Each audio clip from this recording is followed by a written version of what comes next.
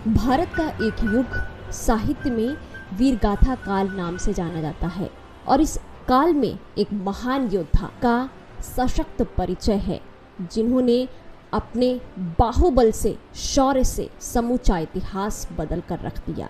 उस परमवीर योद्धा का नाम था हेमचंद्र विक्रमादित्य, जिसने अपने साहस, युद्ध कौशल और सूझबूझ की बदौलत मुगलिया सल्तनत को परास्त कर दिल्ली की गद्दी पर आसीन होने का गौरव पाया। एक साधारण पुरोहित के घर में जन्म लेने के बावजूद उस युग के सबसे बड़े राज सिंहासन पर बैठने वाला ये महान योद्धा इतिहास में हेमू के नाम से जाना गया। हेमू का जन्म 1501 ईस्वी में अलवर के मछेरी गांव में हुआ था। पिता राय पोरनमल एक सम्मानित पुरोहित थे, लेकिन मुगल काल में पुरोहितों की जिंदगी दुश्वारियों से भरी हुई थी। बेलगाम मुगल सैनिक पंडित पुरोहितों को खास तौर पर परेशान करते थे। इस कारण इस दुश्वारी और जलालत से बचने के लिए राय पूरनमल परिवार सहित राजस्थान के अलवर से हरियाणा के रेवाड़ी में आकर बस गए। पुरोहिती के काम से जीवन यापन यहाँ भी आसान नहीं था, इसलिए परिवार का पेट पालने के लिए उन्होंने नमक का कारोबार शुरू कर दिया।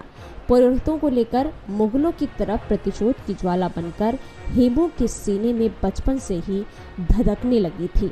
हेमू का वर्चस्व अफगानों के साथ के बाद बढ़ने लगा। हेमू ने उनके साथ मंडियों में काम किया और धीरे धीरे अधिकारी बना। एक मामूली व्यक्ति से ऊपर तक आया। उन्होंने अफगानों के लिए जितनी नौकरी और वफादारी निभाई, उसकी बदौलत अफगान मुगलों पर भारी पड़ी। वैसे भी अफगानों और मुगलों में रार थी। इस हालात में ये स्वाभाविक था कि हेमू मुगलों के खिलाफ लड़े। हेमू के मन में मुगलों के खिलाफ प्रतिशोध का आलम यह था कि उन्होंने नमक छोड़ अमोनियम नाइट्रेट का कारोबार शुरू कर दिया। अमोनियम नाइट्रेट तब कारतूस और तोप के गोले के लिए बारूद बनाने के लिए काम आता था। ये वो दौर था जब हिंदुस्तान पर हुमायूं की बादशाहत में मुगलों की हुकूमत बुलंद थी। अफगानी आक्रांता शेर शाह सूरी मुगलिया सल्तनत की सबसे बड़ी चुनौती बनकर उभर रहा था। हेमू शेर शाह सूरी के लश्कर के लिए अमोनियम नाइट्रेट सप्लाई करने लगे। इस तरह धीरे धीरे अफगान सेना से उनकी नज़दीकी बढ़ने लगी। मौके की नजाकत को देखते हुए हेमू ने रेवाड़ी में ही धातु से तमाम घातक हथियार बनाने की फैक्ट्री शुरू की और इस फैक्ट्री में बने हथियार शेर शाह सूरी की सेना को सप्लाई करने लगे, जिनका प्रयोग अफगान बारूद के लिए किया करते थे। इसलिए इसमें कोई शक नहीं कि अफगानों की सेना के तोपखानों को मजबूत करने में हेमू का सहयोग रहा। 17 मई 1540 को कन्नौज के पास बिलग्राम में एक भयंकर युद्ध में शेर शाह सूरी ने हुमायूं को करारी शिकस्त दी। हुमायूं भारत छोड़ काबुल भाग गया और दिल्ली पर सूरी वंश आधिपत्य हो गया। दिल्ली पर सूरी वंश की स्थापना के बाद हेमू उसकी सेना को हथियार सप्लाई करते रहे। इस तरह सूरी वंश की सेना में हेमू की अच्छी पैठ हो गई। 1445 में शेर शाह सूरी की मृत्यु के बाद उसका बेटा इस्लाम शाह तख्त पर बैठा। इस्लाम शाह को हेमू की योग्यता और काबिलियत के बारे में अच्छे से पता था, लिहाजा उसने हेमू को दिल्ली का बाजार अधीक्षक नियुक्त किया। कुछ समय बाद बाजार सुपरवाइजर के साथ साथ हेमू को आंतरिक सुरक्षा का मुख्य अधिकारी भी नियुक्त किया गया और इस पद को वजीर के पद के बराबर मान्यता दी गई। हेमू पर इस्लाम शाह का भरोसा इतना बढ़ गया कि उसने उन्हें दरोगाए चौकी की अहम और सैन्य जिम्मेदारी भी सौंप दी। इस तरह हेमू के पास वित्त, आंतरिक सुरक्षा के साथ ही सैन्य जिम्मेदारी भी आ गई। 1553 में हेमू की जिंदगी ने बड़ी करवट ली। 1553 में इस्लाम शाह की मृत्यु हो गई।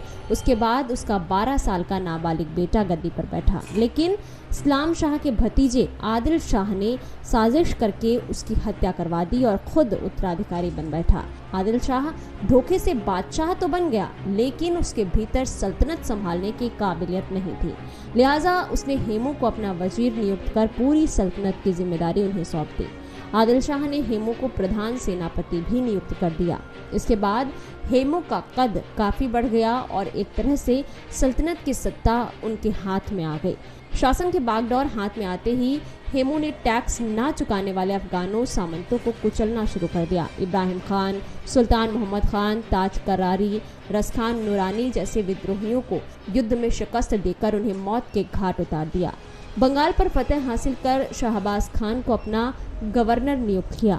आलम यह हो गया कि हेमू को ही लोग बादशाह मानने लगे। 24 जनवरी 1556 को मुगल वंश के शासक हुमायूं का निधन हो गया। हुमायूं के निधन के बाद उसके नाबालिग बेटे 13 साल के अकबर का 14 फरवरी 1556 को पंजाब के कलानौर में राज्याभिषेक हुआ। हुमायूं की मौत के समय हेमू बंगाल में थे। मौत की खबर मिलने के बाद उन्होंने अपने सैनिकों को दिल्ली पर कब्जा करने का हुक्म दिया।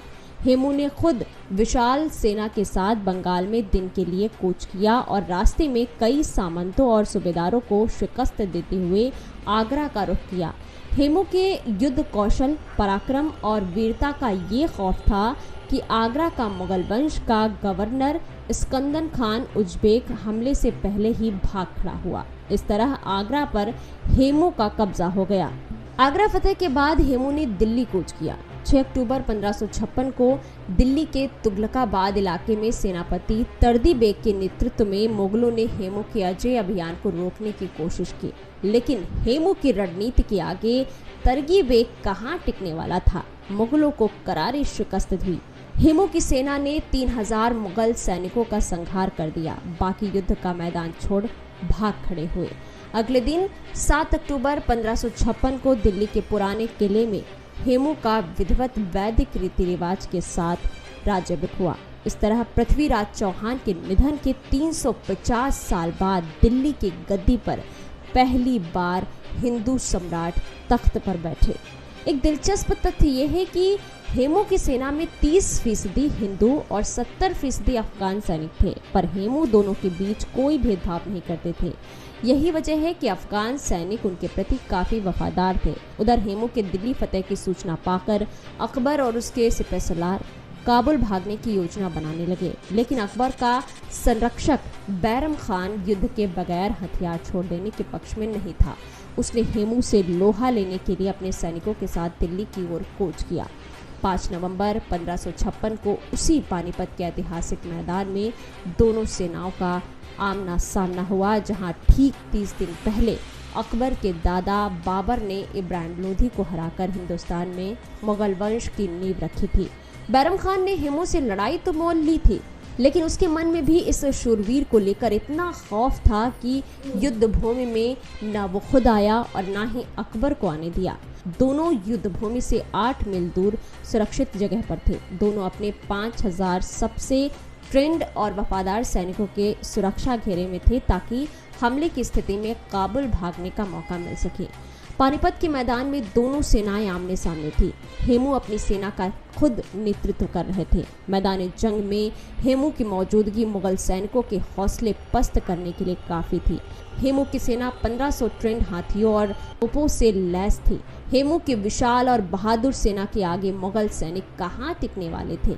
हेमू खुद हाथी के हौदे में बैठे हुए थे। ऐसा लग रहा था कि एक दिन में ही युद्ध समाप्त हो जाएगा, लेकिन तभी इतिहास ने एक खतरनाक करवट ले ली।